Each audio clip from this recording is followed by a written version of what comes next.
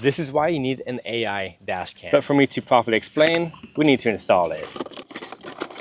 Does come with a rear dash cam. And for extra safety, and my first point, we are installing a hardwire kit, which is especially important if you want to protect your car when it's unattended. I mean, within an unattended car, someone could literally do a hit and run while you're parked. You would then have footage of who did it, and most likely had the license plate as well. So first thing we need to do is install this fuse tab. We have ground. This black wire is the ground, battery for red, black is ground, yellow is accessory. So today we're installing into my 2002 Mazda Miata, and the fuse box will be right down here for this car. In a lot of cases, it will be in the bonnet. So everything's listed right here. So we need to find a battery, which is a power that's on 24/7, and an accessory, which is power only when you turn the key over. For my purpose, we will be using an add a fuse attachment. To do that, we need to remove these bits right here. Let's go ahead and strip them with wire strippers. And we just insert it here, bend it in half and twist, install, grab the crimpers, push in and squeeze as tight as you can. That's how it should look inside of there, tight and snug. Do pull test and we look good. Now let's grab our fuses. We will be using 15 amp fuses for this. Always handy to have spare fuses with you. The fuse will be added to the back of this fuse tab, of both fuse tabs. Okay, now we need to tap into this fuse box. And to do that, we can grab a multimeter, put it on 12 volts right here, put this pin on ground. If you look closely, we have cigar, which means that there will be power whenever the key is turned over. So there should not be power on it now. We have room down here, which you don't want to use because that goes to the ECU, so skip the room. And above that, we have audio. And the ground I'll be using is this bolt right there, which is right behind the fuse box. So I'll hold this pin back there. So let's check if the audio is getting power all the times. And we're getting 12 volts, which is exactly what we need. Ta-da! Hopefully you see that. Put it on the outside tap. Now let's check if the inside or outside is getting power. And it is the outside. This outside blade needs to go on the outside because this is what receives the power right there. Now this top one is cigar, the cigarette lighter, and majority of the cases that's going to be power when the key is turned over, so accessory power. Let's double check if that gets power on the outside or inside. Let's turn over the key to accessory. Check which side gets power, and the inside gets power once again. That is good. So I'm actually unable to plug this in the cigar because this piece right here is preventing it from pushing it all the way. So let's check this radio one here, and we are getting power on accessory. See if it fits here, and it fits. So we know these work, so let's go ahead and unplug these guys and now attach the ground to that bolt I said, which if you're in a Miata, it takes a 10 millimeter.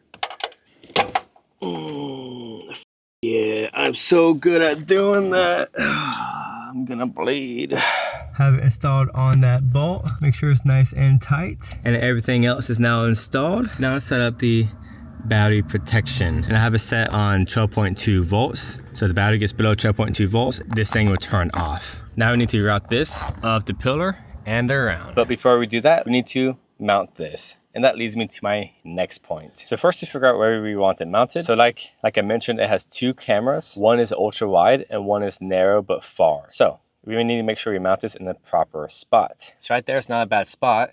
However, it takes up a lot of real estate in my viewing angle here. So I want it as high as possible and out of the way as possible. So with a small windscreen, it's a bit difficult to find a perfect spot. And I personally like this spot. If I ever need to access that screen, I can just bend my mirror out of the way, just like that. So now we need to clean that spot. Grab some Windex, spray your spot, clean it up, double check, remove this tab in the back. Now I'll be using this power adapter, so make sure we have enough room to install that power adapter. Right there is perfect. Plug it in. This is the view outside, so it's not super noticeable, but it is there. We're now going to route it up to this plastic, down this B pillar, and around back to the fuse box. Just grab the plastic tool it gave us and let's stuff this in. The power cord goes right in here.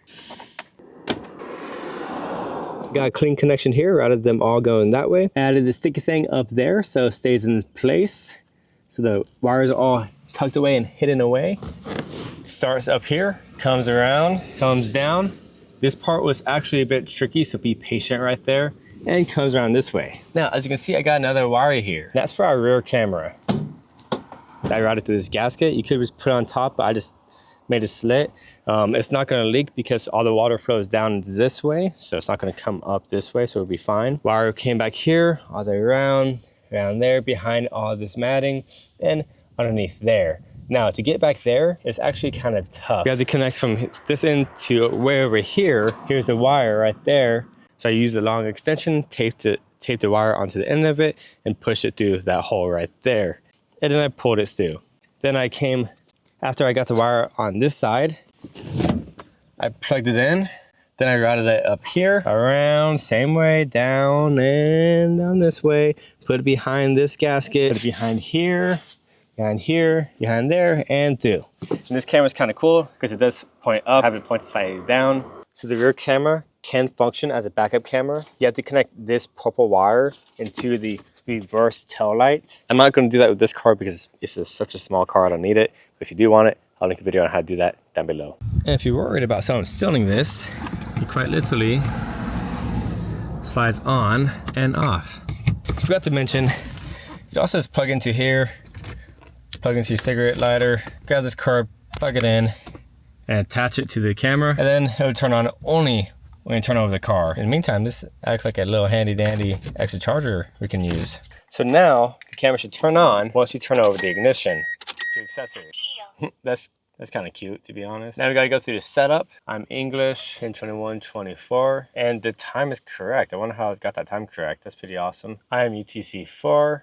So we got to install a SIM card. Luckily, it came with one. SIM card plugs in underneath it. Oh, that's so much nicer than the other ones I've had. So we need to format the card. So to format the card, you need to go here, settings, system settings, format. Now, although these sounds are nice and cute, we don't want these sounds happening. So let's go ahead and turn the sounds off. Power on sound and touchscreen sound, let's go ahead and turn them both off. So as you can see, the rear camera is currently upside down.